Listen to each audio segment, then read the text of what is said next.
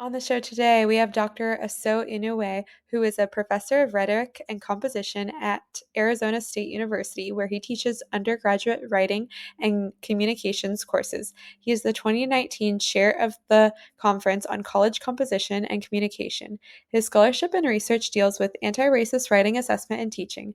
He has been awarded numerous national awards for his books and scholarship.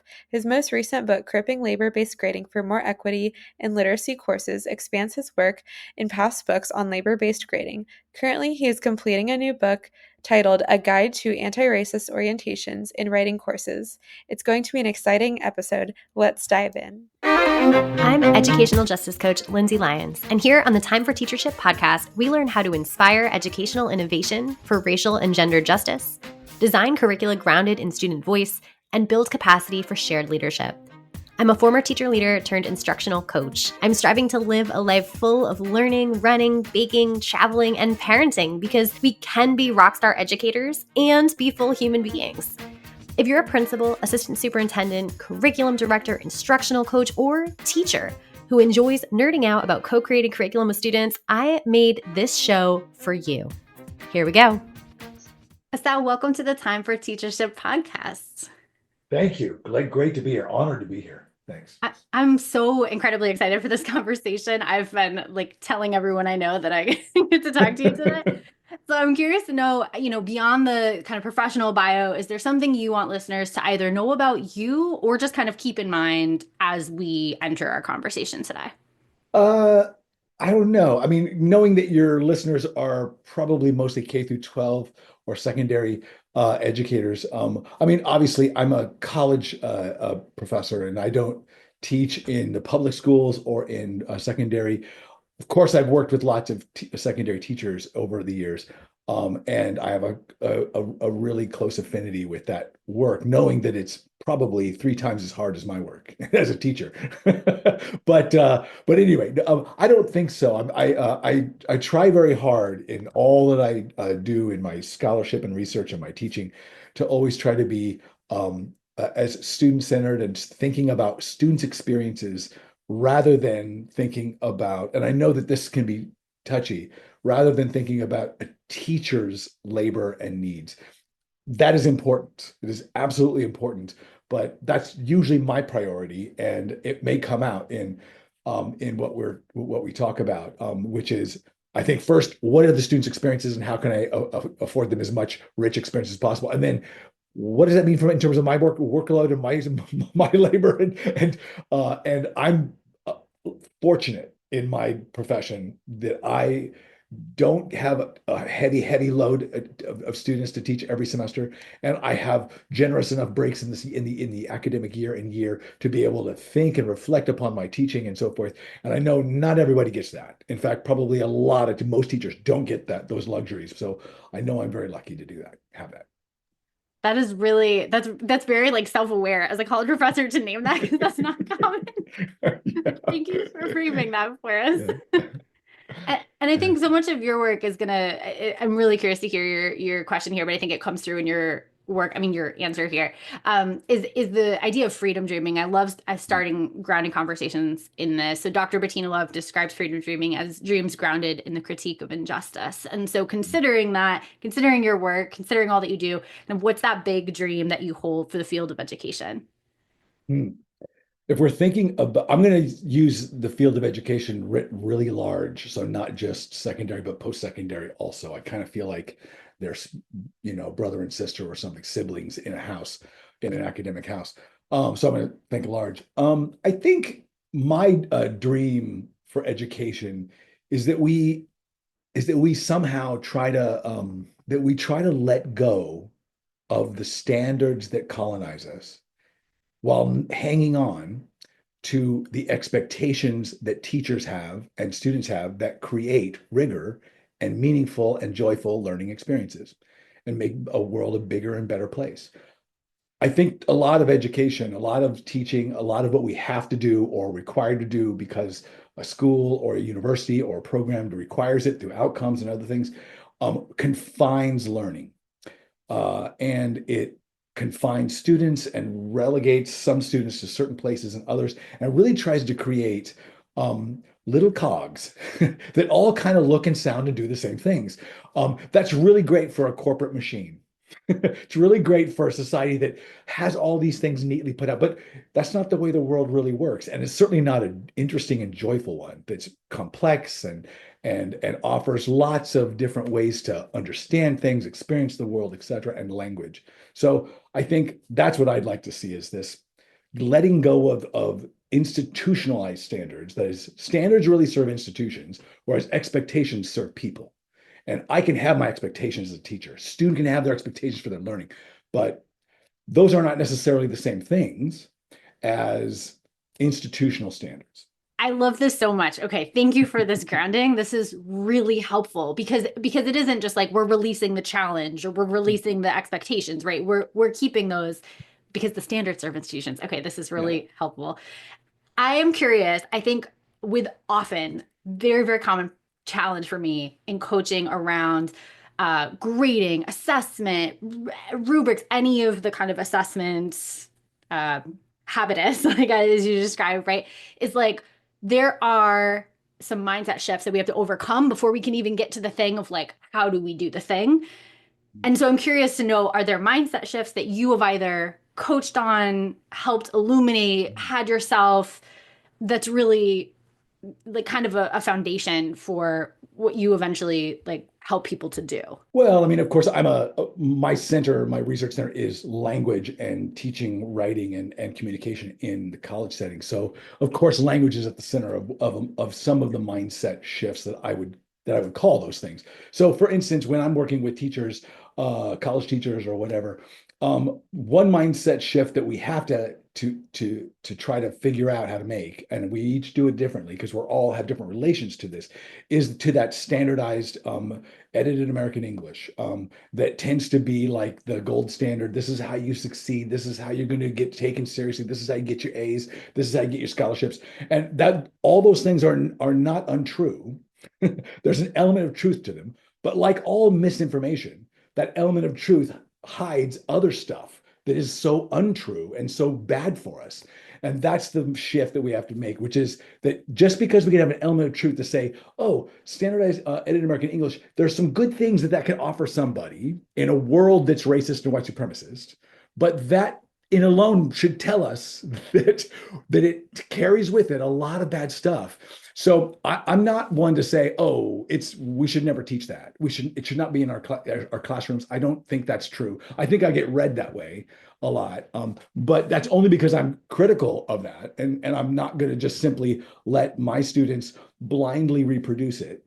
I'm going to certainly ask them what their goals are around it, and then we're going to interrogate those goals and that standard so that we can understand better where it comes from, who it benefits, what happens when we put other kinds of languaging next to it, and try to figure out a wider sense of criticality. That is, I don't think you can be critical of a dominant English without some other kind of English next to it to help build criticality.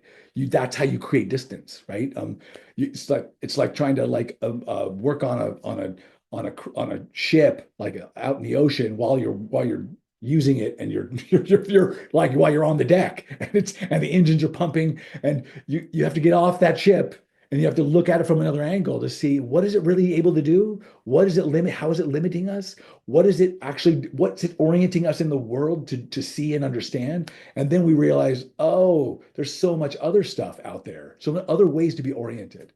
Again, not to say it's bad, just to say that's a mindset shift that I think we can make. And then once we start making that, all kinds of other ideas start to come up for teachers, I think, pedagogy wise, as well as assessment wise. So You're naming what's happening in my brain right now because I'm like, oh, right. Because if we need to create the distance and put things next to each other, how do we lift up student rating and like individual student voices in our classrooms, as well as things out in the world and bringing those in? There's so many pedagogical moves you can make once oh gosh, this is so good. Okay. Thank you for that. I really appreciate that. And then I also just I wanted to just make sure listeners heard the idea of asking your students what their goals are. Because I've certainly had students, the last 4 years I taught, I worked at it was a newcomer school. So it was all students who are new to the country and relatively new to the English language as high schoolers.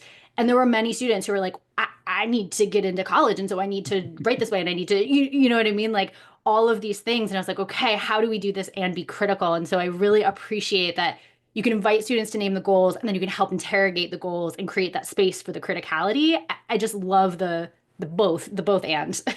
Yeah, and I think that that I'm glad you mentioned that particular teaching context because most I think I should say many students, depending on the group that we're talking about, like that group, very specialized kind of group, so they have touch or contact with only certain kinds of ideas about the English language. So that is going to limit in many ways what goals they might want to have or think they want to have. And so I think part of my job also is to help them explore what wider range of goals might they have. For instance, could we not investigate the history of the English that you think you want and how it gets read and understood in other parts of the world? I mean, so I mean, most of the Englishes spoken in the world today are not the standardized English that we speak in the United States or in Great Britain or in Australia or in the other major English speaking centers. They are other kinds of Englishes, which, and they're being used quite, communicatively, and they have all their power and all the things they do. And they're usually hybridized and multilingual in terms of like drawing on other linguistic resources. So, and that makes them different in some interesting ways. And why would we not want to not look at those if we can, if that's available to us in a classroom?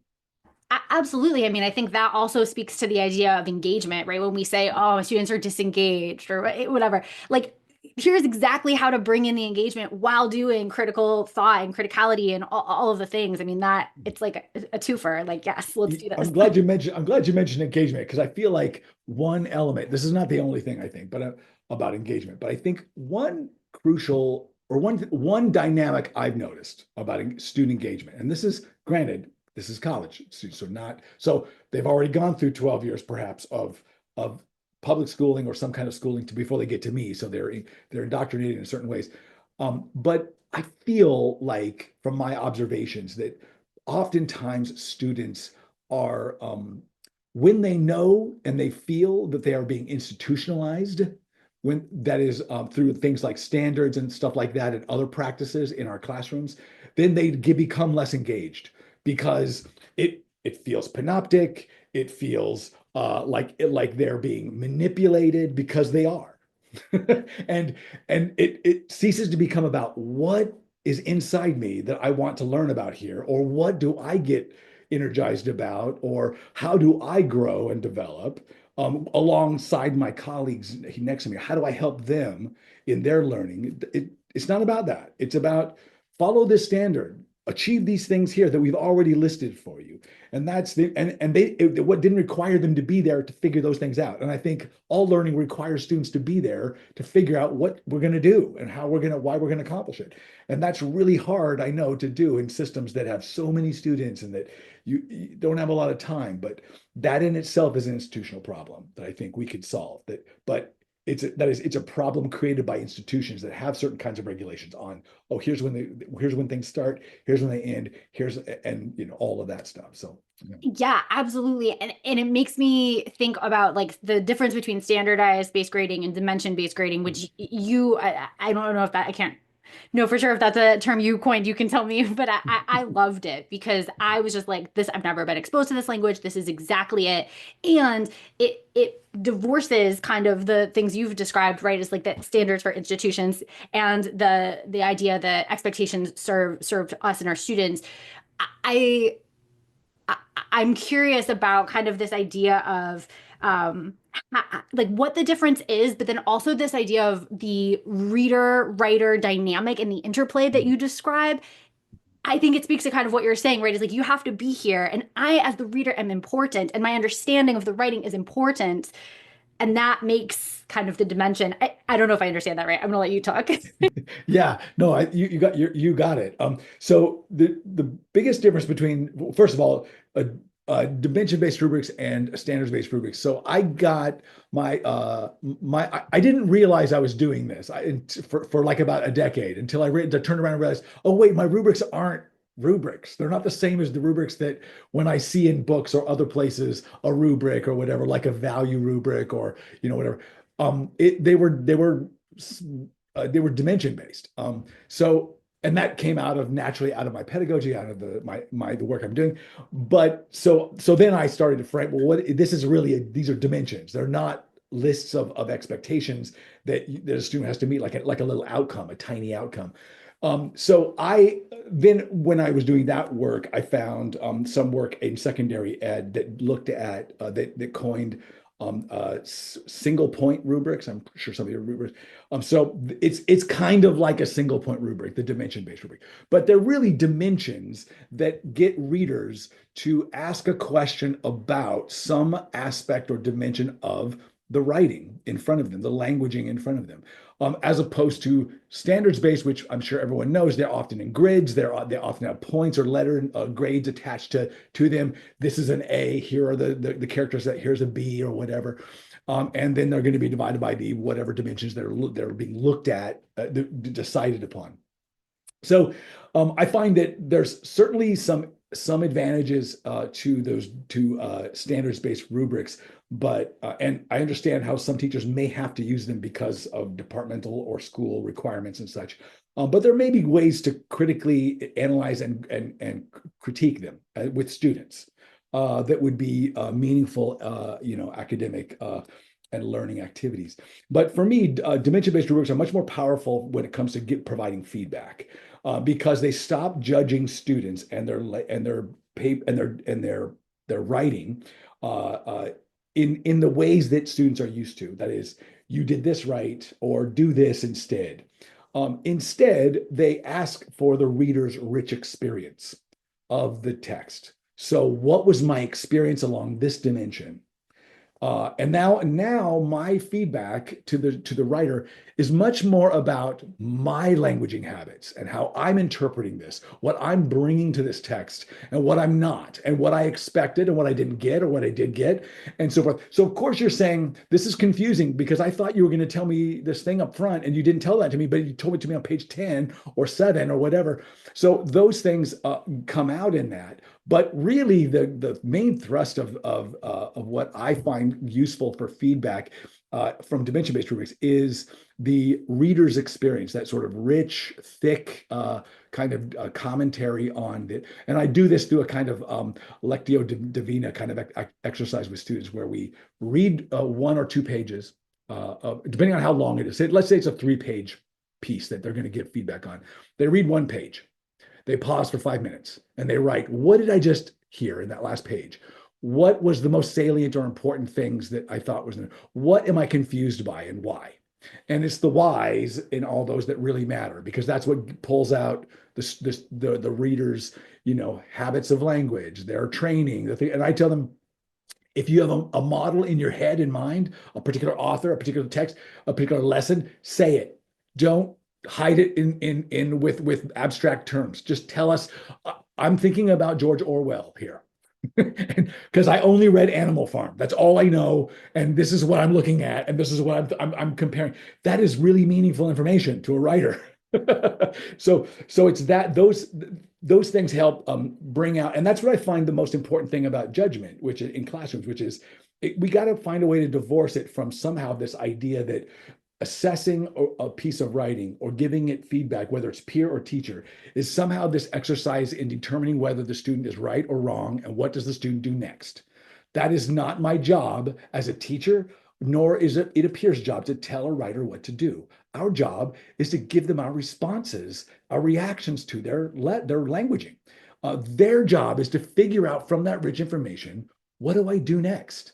Because only I know what my purposes are. Only I know what I think I want to do. Only I can feel, oh, I learned something new from that reader. I want to do that now. I don't want to do the original thing. So I can't tell them what that is, even though I may have some ideas about it, but I don't know what it is. And I don't want to know. I want them to tell me and show me what that stuff is. So for me, my first year writing classes, for instance, they always start with a couple of truisms about the writing and the feedback that we do, which is good writers don't take orders. They receive information and they make decisions. They don't take orders, they make decisions. So that means good readers who give feedback, good readers, they don't give orders. They provide a rich experience of the text. That's it. And once we can figure out how to do that better, then all of a sudden all kinds of magic happens and we get to take advantage of the Englishes and multilingual languages in the classroom, and we get to have that critical distance that I was talking about. We get to see, oh, look what the limitations of this is, look what the limitations of that, look at what this affords us, look what this one affords us.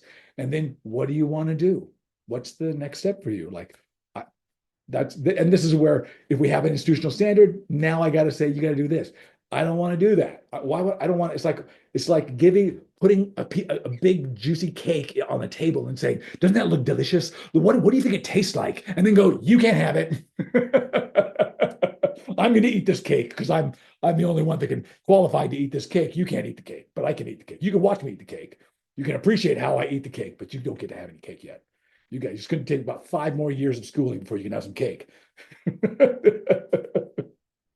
Oh my gosh, this is mind blowing to me. This is so good. I'm like taking furious notes. This is the idea. I think the biggest aha for me in all of that is like that it is not our jobs to tell writers what to do next. It is that like made me pause and just rethink everything I know as a teacher.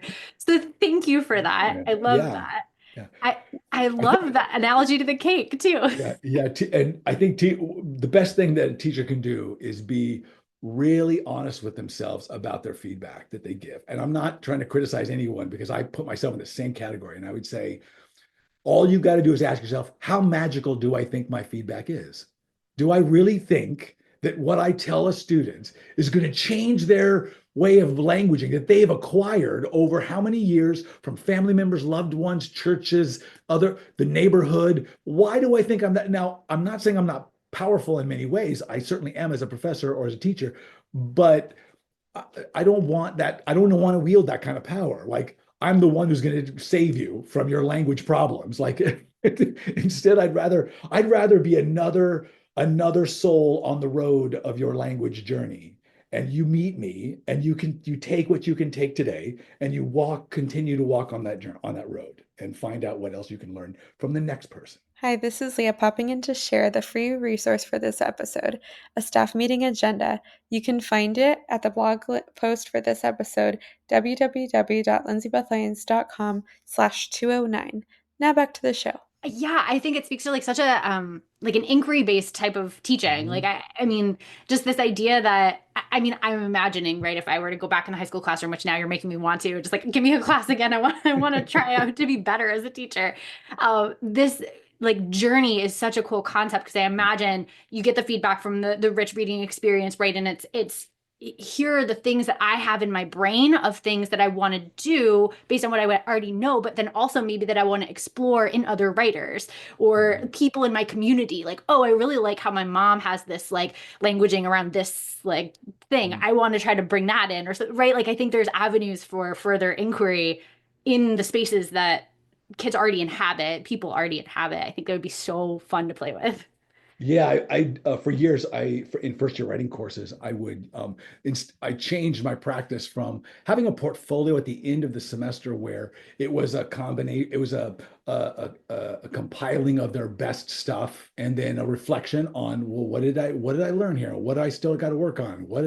And all that, which is, I don't, nothing wrong with that kind of a portfolio. It works very well. But I moved to let this portfolio be your illustration of your journey of learning in this class. And then let the letter of reflection sort of help us understand what that journey is. Maybe you give us a metaphor for the journey. Maybe you walk us through what that journey was. So I was really trying to get them to. I realize that the metaphors can be limiting for some students who don't think temporally, like day one, day two, et cetera, or spatially. For me, journey is a spatial metaphor more than a temporal one, although I know it's both of those things. But so for me, I like the idea of geography, topography, spaces. So that is what was interesting to me about it, and that's what I share with my students. So I would get a lot of this, and it was really actually kind of very meaningful. And actually, I enjoyed reading those portfolios more than I did reading the other ones that were more about, okay, what did I learn, and here's my reflection on this class, and da, da, da. Which again, not bad, and there were certainly wonderful things there, but I just wanted to hear what they thought their journey was, and that was, I think, and it was better for me. That's awesome. I love that. Yeah, I do totally think selfishly as teachers, it's like do the thing that you have fun yeah, engaging and reacting to. right. Yeah, That's that's a card. That's my cardinal rule. Like, I'm not going to sign anything I don't want to read. yes. Totally. So I think switching gears a little bit here, I think all related, of course, this idea of labor-based grading is one that was brand new to me when I read your work. And so I'm curious to know, like, especially thinking about the K-12, like maybe it's completely the same in terms of the I know you've worked with a lot of secondary teachers, and so I'm curious to know what that might look like in K-12 spaces or secondary spaces particularly, and any advice you have for teachers who are interested in implementing something like this. Yeah, I think it really depends on where you're at in that K through 12 space. So I think so. I've worked with middle school and high school teachers.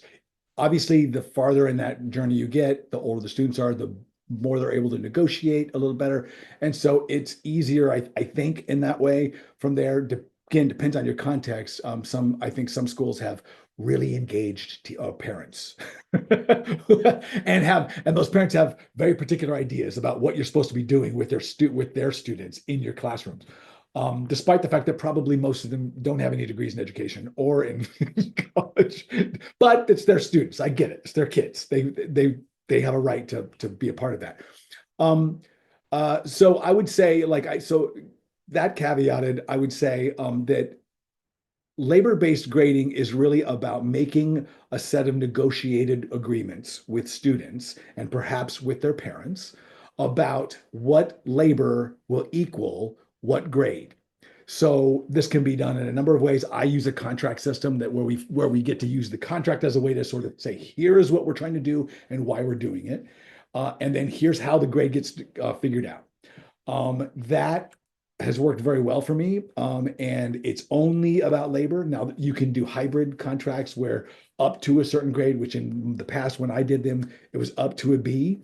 And then after that, it was determined by a collaborative agreement between the student, a few peers, and myself about whether they exceeded expectations along several dimensions. That I found ultimately to be unfair to students because I'm saying all the way up to this, do your thing. You don't need to please me. And in the end, you kind of have to please me. So it just didn't. So in the end, I moved to a pure labor base where if the default grade is an A plus, it's the highest grade possible in whatever system you have. And then if you don't do work, if you turn stuff in late or whatever, that starts to go down based on what we've agreed or negotiated in the contract. Usually there's 2 points of negotiation, one at the very beginning and one in the middle or depending on how long the semester is, near the end or middle end of the semester, so that they get a second chance. They realize, oh wait, now I know what this is about. Is this still fair enough for us? Okay, what do we need to do to make it fair? Let's vote. All votes of any changes on my contracts are for a supermajority, which means not one student can't dictate or determine the destiny of all the students in the class. So it's got to be 2/3 agree to it. I At this point in my classes, at least at the college level, we don't get a lot, if hardly any changes, because my contract has been changed so much by students that it's kind of, at least right now at ASU, it's settled a bit in the classes I teach, and students are like, I don't have anything I can change here. I like it. Let's try it. And then the only thing that has like shifted a little bit is like number of late things or something like that. But hardly ever, like just so rare. And the movement is like, okay, one more late, like to get this grade. Okay, and then we vote, and then I change it, and then we move on and finish the semester. So how that would look in a high school setting or in a middle school setting, for instance, I think I I'm gonna guess, given what I know and about past teachers, and also, just my sense of things, and I could be completely wrong. I think that parents ought to be a part of the process if they want to be, if that's appropriate, for I think that there should be a very a period in the beginning. So if the teachers are going to be a part of the process, then they ought to also be a part of the learning process too. That is, my students have to learn what grading is, the history of grading, why we're doing what we're doing, what things have been institutionalized in grading, and how harmful they are. That's a little bit of like a 2 ounces of research, and then they read that, reflect on it, and I would expect the parents to do the same.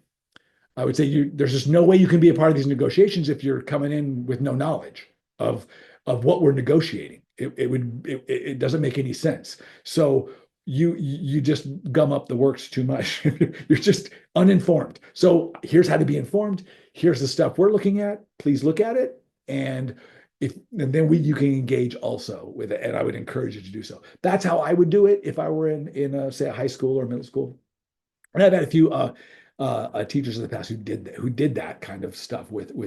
Now I have I've put together on my website a number of resources that I ask students to look at that are student facing, and I think they probably would be appropriate for high school. I don't know about middle school. Maybe teachers would be more more apt to figure that out if it's doable. Maybe walking through some of it, but they're like podcasts and blog posts that are the same.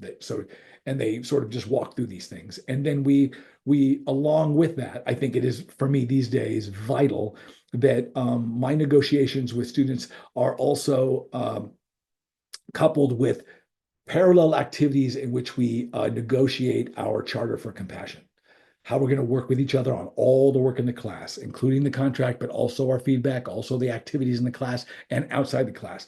And it boils down to a set of practices, compassion practices that we agree to try to do. And then we revisit those with every assignment and identify two that we're going to try to focus on in that assignment. And then say a few words in each assignment about how well we thought we did when we did it. So that keeps reminding us structurally in the class, oh, we're trying to be compassionate. I'm trying to find compassion in my practices. And I try to really reinforce with some literature from different disciplines on compassion that compassion is not a feeling. Don't mistake thinking that you have to feel good to somebody or you have to feel empathetic towards someone to be compassionate. Compassion is an action. It's something you do. You end up feeling empathetic and stuff after you've done compassion for a while. So it's all mixed up. We get it all mixed up. In some ways, I'd say it's the same as love.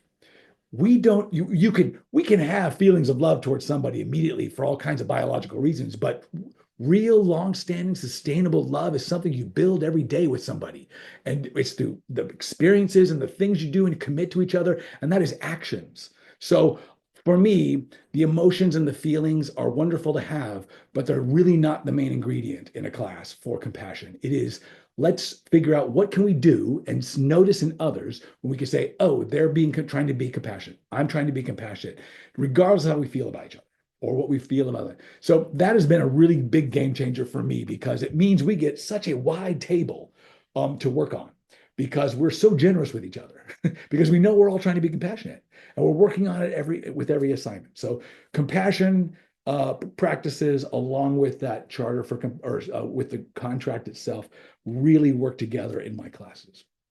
That's amazing. And I can see the interplay between having the Charter for Compassion and the labor contract and the dimensions, like having a dimensions-based kind of system of feedback, because if the dimension system is clear, then people are able to put in the labor and see like my writing is growing. I'm doing the writing that I want. Like I'm a richer writer and readers are having richer experiences. And I'm not like fearful of the feedback and I'm leaning into the feedback because the Charter for Compassion is in place, right? Like I can see all of those working together really nicely. Yeah, and that you remind me one thing that I do think is important for teachers who haven't done labor-based grading before, but want to do it, and who haven't done, say, dimension-based rubrics, but have used standard ones, but want to do it. When they do it, students will get confused. Because they're the things that they are used to that tell them, how well am I doing? Am I on the right track? What's my grade? And they go, are gone. So, but they're replaced with other things. So one of the things I found has really helped, especially around that feedback thing, because they're still going to go like, okay, so what grade would this get if I like, wait, I don't know. I have no idea I'm not thinking in those, we don't have a rubric. We don't, so I can't tell you that. And it sounds like I'm being evasive, right? So the best way I've found to allay a lot of those anxieties for students is to include an activity at the end after feedback. They get all their feedback from peers and me, and I want them now to send me a letter. All I want is this letter is going to be designed around, say, 2, 3, or 4, depend. You can decide at what the capacity of your students are. Comments from all the feedback that tell them something about their writing. So I'm basically asking them, tell me, describe these 3, 2 or 3, 4 things that you got from feedback, what they're telling you about your writing, what you think you want to do next, and then what does that tell you about how well you're doing in developing in this class as a writer? So what do you think where do you think you are now? So I'm really just trying to build some muscles for them to figure out on their own, how well am I doing in this? And be a little more self-reliant on themselves to figure that out. It's not, they get information from me and from their peers. So it's not like they're doing it by themselves, but but they need to realize that they should have been doing this all along. They just didn't have any opportunities to do it, right? Just because you get a grade from a teacher on a paper or whatever, doesn't mean that you know how well you're doing on the learning. You know how well you're doing in the class, but that is not the learning, right? That's not, like, as I like to say, that don't build a good bridge. It's the learning in the class that may build that bridge, but it's not your A or your B. It's not going to build no bridge. So what is it? What you tell me what you think you're learning, and then I get to have a conversation with them. I can respond because it's a letter, right? So I respond back. Oh, here's what you said. Here's what I'm noticing. I don't try to tell them they don't. My point is not to correct them. It is to have a conversation about what they see and what I see. This is revolutionary. I love this. I love this concept. It's really good. And I think it almost is like a doubling down on self-assessment. Like we ask students to self-assess, but we do it usually with like a standards-based rubric. And so it's like you're still in that vein. So this is so cool. Okay, I recognize our time is almost up. So we're gonna shift to kind of some final questions and we'll just do kind of a lightning round if that's okay with you. For sure. So this is all super big transformative kind of practice that we've been talking about. I'm curious to know if someone's ending an episode, like listening to this episode, walking into a school building, about to teach their high school class, right? What's something that they could maybe do or start to do in a small way, like today? How do they get the ball rolling on some of this stuff? Well, I think it depends on what do they want to try to transform their grading practices if they can? Do they want to try to transform their feedback practices if they can? Or do they want to try to transform the conversations they have about language and standards? So those things I've heard us talk about in this, in the last 30 or so minutes. So I think it really depends on what those are. What is the lowest hanging fruit, do I think? Again, I think it may depend, but I think that third one, conversations about that is framing what it is that we're really trying to learn in this class, if it's a language class, that standardized English. So the first thing that they should do is not go in there and start talking about what they think they know about it, especially if they haven't done any research on what it is and where it comes from. And what I think that's the first thing folks should really do if they haven't already done that. I've been doing it for like 25 years. I'm still studying the English language. So I think it's important that we can keep doing it, and because we learn new stuff all the time. And I think it's important to draw on a number of fields. So not just education, not just linguistics, not just rhetoric and composition, not just those kinds of things, but also history and sociology and psychology. Those are the places I draw on a lot these days, because they say so much about how we understand language and what language has been used for and what we know about it. So that's the first thing I would say, that if it's low hanging fruit, if it's something that they're really unsure about, then maybe they start by getting some information about how they want to frame that standardized English, and then ask students about their experiences of it. That's where I always start. I just say, when I've set up on the first day, if I think that a class is going to be anxious about labor-based grading, my first activity before we talk about the contract and look at the preamble of it that talks about his philosophy, and then before we look at those podcasts and stuff, I ask them to just do a little bit of writing about one experience that deals with grading that they've had in their schooling. What is it? Tell me about it. I say nothing more than that. And what I find is 8 or 9 times out of 10, it is a negative experience. It is not a good experience. And so I'm like, interesting. Why do you suppose? What do we think? So we just start making some pattern recognition in the class together. All we got to do is look at 4 or 5 who are willing to share. And we find out that it's pretty common, and it doesn't matter if high performers, people in the middle of the room or whatever, they all can share some similarities. And so then I share some of the research on grading and why you are not abnormal. This is absolutely what happens in grading. This is what grading does to people. So I start with students. I ask them their experiences of language and grading, and that often gives us so much to work with. And all you've got to do is have some things in your back pocket to be able to pull out. Well, here's some research that shows this. Here's Paul Dietrich, and he talks about how unreliable grading is, and and all that stuff. So I think those kinds of things can be really easy to do quickly. I mean, I'm always surprised not by what I learn about what students know about language from their education, but what those experiences have been for them. That's what I'm surprised about. That in this day and age, we can still have the kinds of really negative and deeply problematic language-based experiences in schools. It shocks me. I'm shocked. And I want to go, I'm so sorry that you've been treated this way and that your language has been treated this way. It should not be. Our language is one of the most precious things we have. And we get it from all the people who love us, and even some of the people who don't. So even the people who hate us or don't like us still give us these gifts of language. So I think it's a really wonderful, paradoxical thing that we ought to pay more attention to and be real tender with. I mean, it's a careful thing. I love all of that so much. This idea of the language being so important, the grounding in students' experience, and then having that research to be able to say you're not alone. Brilliant. I love that. Okay, 2 more really fast ones. Yeah. One thing you've been learning about lately, or I know you're writing a new book, something that you've been writing about lately. Feel free to answer either. I've already mentioned one of the things I've been learning about recently, which is I go out in different fields to find stuff, and I've only up until this last year and a half, 2 years, I've only dipped my 2 toes into racial linguistics, the literature in racial linguistics, but I've done more so in the last 2 years. And I'm not learning new things. I'm learning that the stuff I know from rhetoric and composition as a field, from education, that talk about how standards and such can be racist when used in assessment ecologies, match very tightly to racial linguistics. And so now they're not thinking in pedagogical terms, they're thinking just in linguistic terms and so forth, and sociological terms. But it matches very tightly to that. So it's this cognate field that sort of is paralleling in many ways, and we should know, as writing teachers and so forth, we should, I think, know more about those things. But what I'm working on is actually just a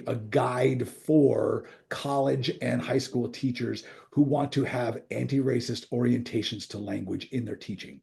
So it is a monster book that I've been working on for over 3 years, 4 years now, really, that has currently 11 chapters. That's oh my God, it's so big.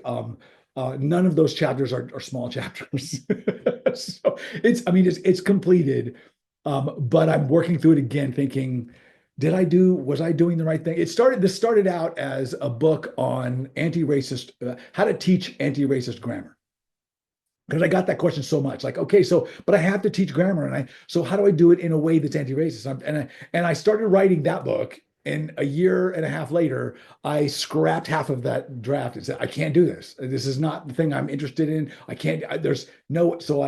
And now that ended up being 1 chapter, which I'm actually really, really proud of. It's anti-racist grammaring, and it's a big, thick chapter that ends the book. But it's not the heart of the book. The heart of the book is thinking about what does a teacher of language, whether they're high school or college, what do they need to know and consider in order to have an anti-racist orientation to languaging and its teaching of it? And so it goes through theories about language and race and judgment and Marxist theory and taxonomy, the history of taxonomies of race, and then the languaging of race from Black and Latin and Asian and Oriental and white. And then it looks at habits of white language and white language supremacy, and then ends with anti-racist grammar. That's what I'm working on. Oh my gosh, I cannot wait for that book to come out. Thank you for doing all of that work. And so in addition to people looking that up when it comes out, where can people connect with you online or kind of follow your work? My website has a lot of that stuff there, and the podcast and things that a lot of information that supports teachers who use or trying to use and learn about labor-based grading. So that's just my name, Asao B Inoue .com, and you'll find it right there. And then there's a whole page that I build that gives resources for teachers and students around labor-based grading. And so you can see different approaches and see different stuff, and my own template contract, as well as some the philosophy there is I'm only going to archive open source stuff that's free and available. So stuff that's in a journal that's got a paywall, I don't tend not to put up there, but things that are available that are free, then I can put those up there and feel good about it. Amazing. We'll link to that in the blog post in the show notes and everything, so people can grab that link. Thank you, Asao, so much. This has been such a wonderful time. Thank you for going over our time. I really appreciate it. Yeah, my pleasure. Thank you, Lindsay, for asking me and for all of your good hard work. So thank you. If you like this episode, I bet you'll be just as jazzed as I am about my coaching program for increasing student-led discussions in your school. Shane Safir and Jamila Dugan talk about a pedagogy of student voice in their book, Street Data. They say students should be talking for 75% of class time. Do students in your school talk for 75% of each class period? I would love for you to walk into any classroom in your community and see this in action. If you're smiling to yourself as you listen right now, grab 20 minutes on my calendar to brainstorm how I can help you make this big dream a reality. I'll help you build a comprehensive plan, from full-day trainings and discussion protocols like Circle and Socratic Seminar to follow-up classroom visits where I can plan, witness, and debrief discussion-based lessons with your teachers. Sign up for a nerdy, no-strings-attached brainstorm call at lindsaybethlyons.com/contact. Until next time, leaders, think big, act brave, and be your best self. This podcast is a proud member of the Teach Better Podcast Network. Better today, better tomorrow, and the podcast to get you there. Explore more podcasts at www.teachbetterpodcastnetwork.com. We'll see you on the next episode.